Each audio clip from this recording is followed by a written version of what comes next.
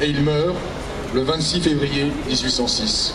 Son fils, celui que vous connaissez, le grand écrivain Alexandre Dumas, né le 5 Thermidor Antis, 24 juillet 1802.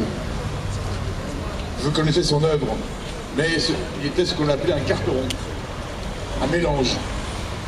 Et il fut souvent en butte au sarcasme raciste de ses contemporains. Et je vous cite cette anecdote. Au fait, cher maître, vous devez bien vous y connaître en nègre. C'est Dumas qui répond. Certainement, mon père est un mulâtre, mon grand-père est un nègre, et mon arrière-grand-père est un singe.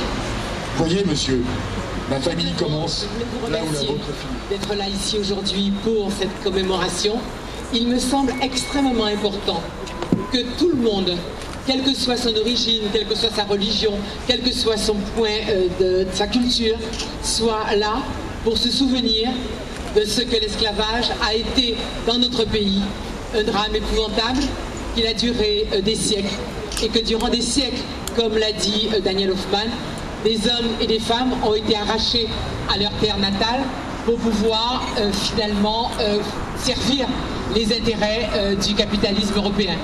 On a souvent rappelé que l'esclavage était fondé sur le racisme et sur le fait qu'on ne considérait pas l'homme noir comme un homme à part entière, mais il faut aussi rappeler que ce fut une considération économique et que le fait que durant des siècles l'esclavage a duré a permis à l'Europe de s'enrichir, a permis la patrie des droits de l'homme, que malgré les difficultés et malgré les tensions contraires, il ait pu faire prévaloir le respect de l'homme, le respect de la dignité contre toute autre considération économique.